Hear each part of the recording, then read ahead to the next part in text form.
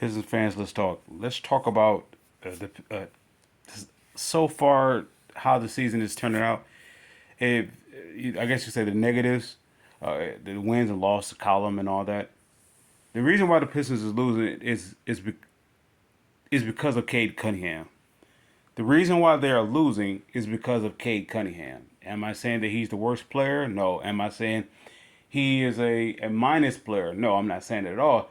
It's just the type of team that I believe that Troy Weaver and Monty Williams envisioned. They don't have their leader is not fit for that. Don't get me wrong. I mean, am I saying Cade is the worst?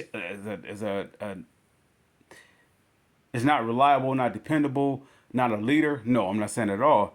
He's a Grant Hill type of leader. However, but you're going to a type of team, very specifically, they're talking about restoring back to the winning culture of the Pistons the Pistons franchise. Cade Cunningham just doesn't fit that mold. He will actually have to transform his game. What I mean by that, the players that fit that mold is Sasser, Derwin, and Asar Thompson. Those three off the bat fit that. Everybody else is like the rest of the team, the rest of the players on those bad boys and going to work crew teams. You got your for the bad boys. You got the Gerald Hendersons. You know you have your let's see the end of the let's see. Jeez. Um, Everybody else we pretty much know. But at the end of the bench, I want to say the Chuck Nevitt, the Gerald Hendersons, the John Longs. You know those players. They're like the 14 to 18 area players. But then with the going to work crew, you have your, I guess you could say, your Zeliko Rabatras, you know, your John Barry, not John Barry, forgive me, uh, your Rodney Whites. Uh, while they was winning, you know, they was at the end of the bench type players. And the problem is the Pistons players that they are playing, whether it's starting or coming off the bench, they are end of the bench type players. Yet they are the best what we have. So it's tough. It's a tough sell for the fans. But the fans don't take in consideration that when you look at the going to work crew, you look at the bad boys, you they have one. They both have one thing in common. They couldn't win until they had that one guy that they could build off of. They just couldn't win. It's hard to. All right, if you were to compare the Lions rebuild to the Pistons rebuild, what's the difference? Don't say Dan Campbell. Do not say Brad Holmes. Please don't say that. Don't even say Sheila Ford Hamp. That's not the difference. The difference is the Lions had an offensive line before Dan Campbell or Troy or Brad Holmes even took their positions. Don't say it's the offensive. I mean the assistant coaches. Don't say none of that. They had an offensive line to build with. That offensive line was pretty much good. It wasn't a top five offensive line. It was pretty decent before they got Sewell. When they got Sewell, it went from being decent to elite. The Pistons have nothing. They had nothing to work with. If you're saying your best four players when Troy Weaver took over the team, you're going into you talking about the Bruce Browns, the Svi, and all that stuff, and then you at the same time you're getting rid of the Reggie Jacksons. You're trying to get past all the debacle that Stan Van Gundy put them through. So Troy Weaver doesn't need time. He just need a leader. The problem is the keys is in Cade Cunningham's hand. He's not the leader that the fans need for this team to win. Don't get me wrong. If you put K is like a Devin Booker. If you put him in the right situation, he's an MVP player. In Detroit, he's not the right face for this type of organization. Or, I don't know. I don't know how to say this. Franchise. He's not the right face for it. It's like Grant Hill wasn't the right face for it. If you swap Grant Hill for Jason Kidd, the Pistons would have won a lot more with Jason Kidd than Grant Hill. Am I saying Jason Kidd is a better player? No, I'm saying he's a better fit. But the fit is basically when you have a team that's already, or forgive me, when you have a franchise that's already somewhat established, you got steps to follow. Jason Kidd would have followed more so the Isaiah tree easier than Grant Hill could have. But if you see what I'm saying, if you put K in a like a Phoenix Suns type of organization, he's gonna bloom because the shoes that he has to fill is not like a winning culture. You know what I mean? So when K comes here, he has to follow two pairs of footsteps: Isaiah Thomas and Chauncey Billups. I don't want to say Ben Wallace because Ben Wallace is more so a defensive guy. But if you want to say Ben Wallace was the face of the going to work crew, okay, he was. So you got Isaiah Thomas and Ben Wallace. Those are two championships.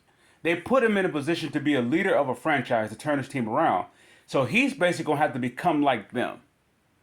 Their mindset or their approach towards the game, he's gonna have to take on that self same approach to win here. Otherwise, I say your guy is Sasser, Asar Thompson, and Duren. As you notice, as Troy Weaver has been drafting, his drafting has gotten more and more like bad boys going to work. His first couple draft picks, first drafting of sort, or first two, he's not hitting that defensive, mentality or the Pistons mentality. And lastly, I'll say this. The Pistons can't win until they have a gritty team. The Pistons won't win.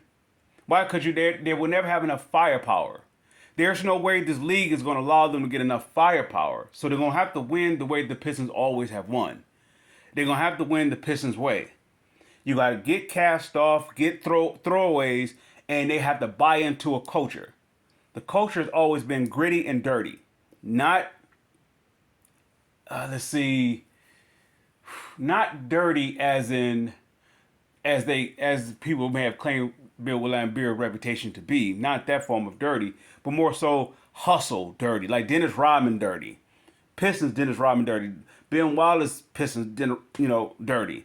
You got to get gritty. The only way you're going to beat those explosive, you're talking about four-headed super teams, that's the only way you're going to beat them. Because those super teams got role players that's better than our team.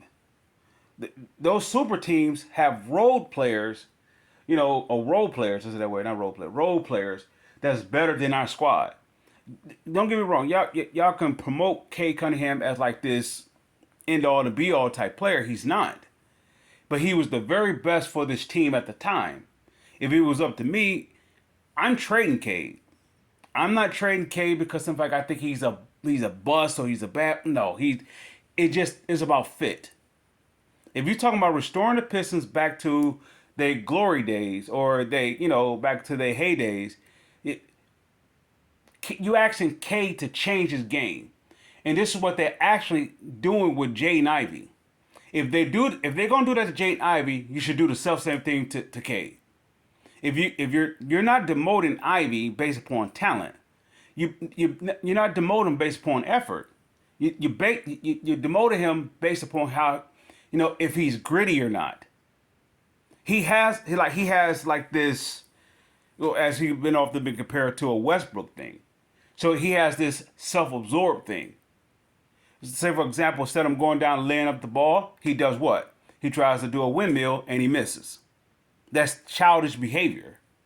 That all has to go. He's still self-absorbed. He's still trying to see himself, or he's still seeing himself. It's not about the team yet. Cade's game is not about the team yet. So this is tough. I'm going to say one of three players is going to have to be this face of this. If they keep this team intact where it is, one of three players is going to have to be the face or the foundation piece how they're going to approach every game. It's either going to be Jalen Duren, Asar Thompson, or Marcus Sasser. One of those three is going to have to be the piece that they build off of. if you were to put Chauncey Billups and Ben Wallace on the team at the same time, who are you building off of? The one who does what they do night in, night out. Not just doing it, they do it so effectively that the other team can't do nothing to stop it. All right, if Cade is going to be this guy, he has to be the guy, regardless of his team. That's one thing that Isaiah Thomas and Ben Wallace have in common. That's why I can't say Chauncey Billups will be the face, because he didn't do it without anybody. He did it with a squad. All right? So Cade is like Chauncey in this regard. If you put him next to a Ben Wallace that is the face, Chauncey blooms. You put Chauncey by himself, he's not ready. Don't get me wrong, he's a talent. He's a great player, but he's not a face.